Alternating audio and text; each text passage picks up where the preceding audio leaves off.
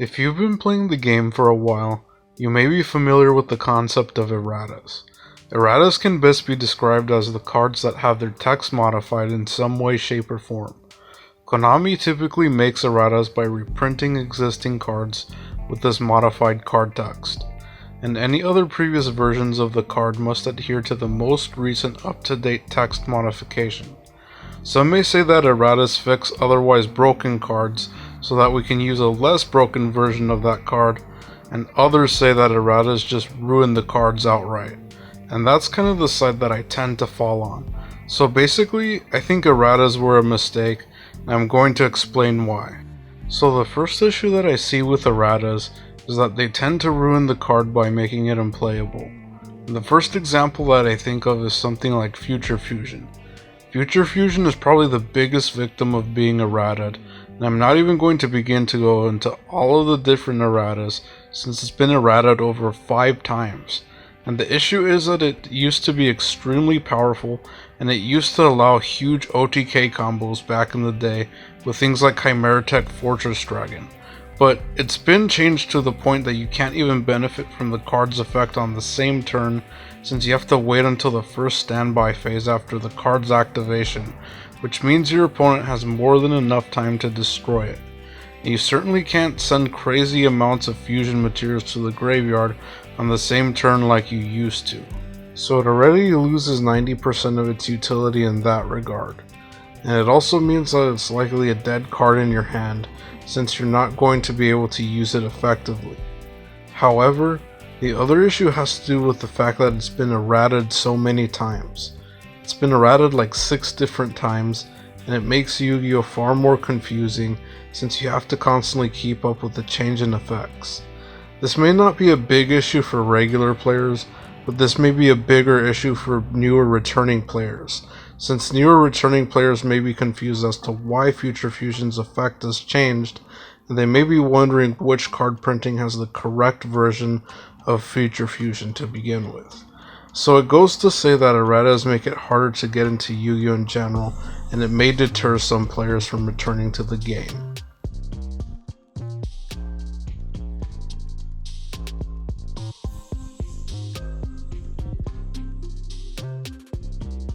Furthermore, if you look into cards like Ring of Destruction, you begin to really see how erratas destroy the competitive viability of cards. You have to wait until your opponent's turn to activate it, and you have to pick a monster with less attack points than your opponent's life points, which is completely dumb since you can't use it to KO your opponent's life points in a last-ditch effort. The whole point of using Ring of Destruction was to destroy a monster that you knew would finish off your opponent before they finished you off, and it could be used in a situation where you knew your opponent was going to OTK you with a bunch of their strongest monsters, and you could use Ring of Destruction to preventively win the duel, before your opponent could at least land a hit, that is. And it's a shame that it's such a competitively viable card back in the day, and it's such a shame to see it get neutered nowadays. And again, it's because of erratas, so I think they've long overstayed their welcome. And this is what leads me into my stance about erratas. They're a mistake in their own right by destroying the competitive viability of cards, and it means that we'll never get to see old cards like Ring of Destruction in the current meta scene.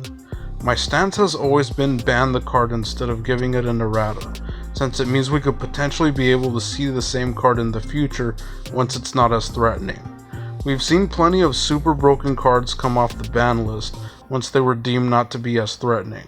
Things like Pot of Avarice, Monster Reborn, and recently Change of Heart are perfect examples. It's great to see some of these old crazy good cards come off the ban list, because it gives us some hope that we can use these cards again. And it also means that these cards are going to regain a lot of their value if they were to be unbanned. If something like Ring of Destruction was never errata'd and was eventually unbanned, think about how much value the owner of that card would regain. It would mean that the player would have more hope of regaining that card's value if erratas didn't just destroy the card's utility. It's better for the player, and it's better for the game in terms of added card value, along with giving the card a chance of still being competitively viable. If this were the case, things like Brain Control could possibly come back, especially that Change of Heart was unbanned. It shows that something like the original brain control could have possibly made a return to the game. And it would have been awesome to see it make a comeback, since it was like the original control card in Yu-Gi-Oh! I mean, it's not currently on the ban list, but the errata neutered it to only being able to take control of a monster that could be normal summoned or set. It's totally useless now, and it's not competitive, which is why I think erratas were a mistake. I think erratas should only be used to fix confusing card text. It shouldn't be used to destroy a card's utility, and this is what normally happens when most cards become errated. Most errated cards are just useless after being errated. So these have been my reasons for taking issue with erratas, but let me know what your thoughts are concerning erratas. Were they a mistake, or were they good?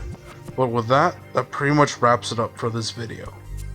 If you would like to support more content like this, you can do so via donation on my Cash App. I need to resolve some issues with my Patreon, but I still post on there, and you can still catch my content on that same page. But for the meantime, you can help me out on Cash App by finding me at the Necromancer1040 Cash App tag. And with that, thank you so much for watching, thank you so much for your support, and I'll catch you in the next video. Alright, take care.